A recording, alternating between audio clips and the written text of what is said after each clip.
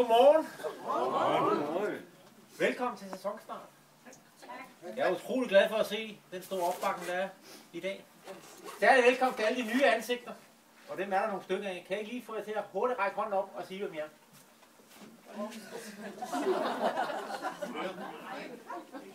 Vi tog til hurtigt ned igen.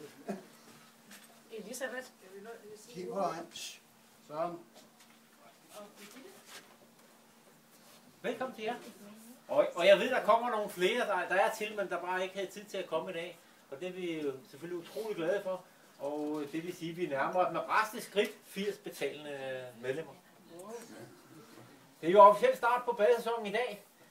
Men på trods af det har der været rimelig aktivitet hen over sommeren. Både tirsdag, torsdag morgen. Tito-fraktionen kalder de sig.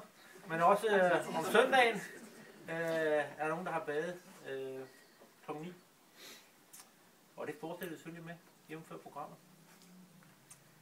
Det er samtidig indvielse af vores faceliftede Sallingbank svedekasse. Det gik jo lidt stærkt sidste år med at få lavet mobilsaunaen, og vi nåede ikke det hele. Så lige her for en måned tid siden fandt vi ud af, at det var lidt rådden i yderbeklædningen og skelettet. Og jo mere man tog plader af, jo mere rådden var det jo. Og så har den fået skørter, fordi det synede lidt for kraftigt sidste år, synes jeg, med de røde vanger og julen og sådan ting der. Så nu kan det også være, at skørterne gør, at den ikke bliver underafkølet, når det blæser.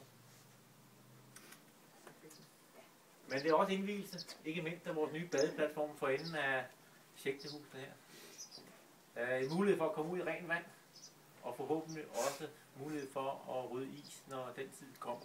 Det må vi se.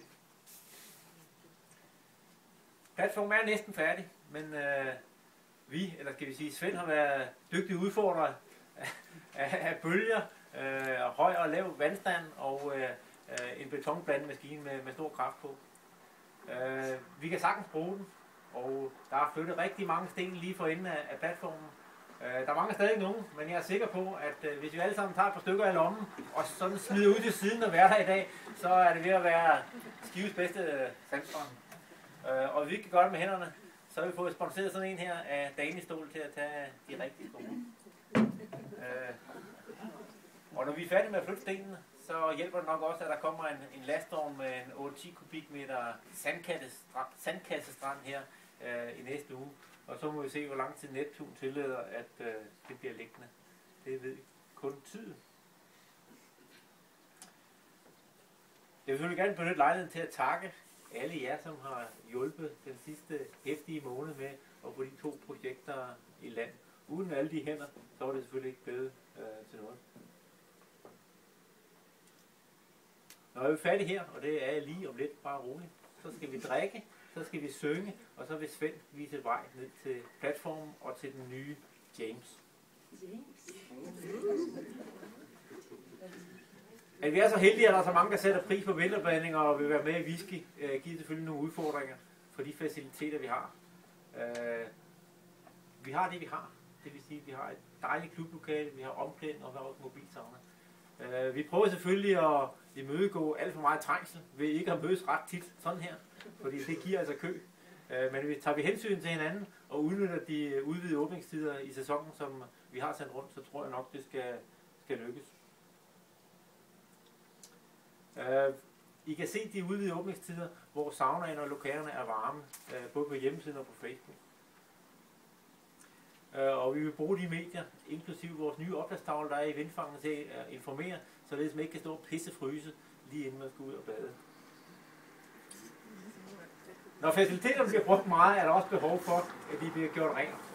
Og de er blevet gjort startrengjort, eller det er blevet startrengjort her i tirsdags. Ikke også, Jytte? Jo. Vindsørfernes spidskompetence er ikke rengøring. De er verdensmestre og alt noget der ude på andet, men rengøring er det ikke. Der er lavet en rengøringsplan, men der mangler nogle mennesker, en 3-4 stykker, og de frivillige må gerne melde sig i dag til Jytte, så vil hun lave en plan for de 5-6 gange, man kan nå at gøre rent i resten af sæsonen. Hvor er vi har Jytte? Det er mig. Det er oldfru. Så noget nyt har vi fyldt køleskab op med øl og vand til køb og anvendelse her i klubregi. 5 kroner per styk, og der er kontantbetaling, og der er en pengekasse inde i køleskabet, man dropper sine mønter i. Da vi der er mange, så vil den planlagte brunch ske sådan løbende, det vil sige, når man har lyst, efter man, når vi er færdige her, så kan man gå ind og begynde at spise og drikke. Der er også forskel på, hvor lang tid folk vil sidde i saunaen og sådan nogle ting, der vi ikke kan være de 45-50, der er tilmeldt i dag. Så gør det løbende, når I har lyst, så er der kaffe på kanden, og der er nok også en lille en til. Min taletid er så rigelig brugt nu. Så det sidste, jeg vil sige, det er, hvis jeg har gode forslag til, hvordan vi skal drive klubben, så kom med dem. Så vil vi kigge på det, og kan det overhovedet lade sig gøre inden for økonomiske og praktiske rammer, så bliver det selvfølgelig blive gennemført. Ingen klub uden jer som medlemmer. Men tag et glas, og lad os se, om vi kan huske vores søndagssang.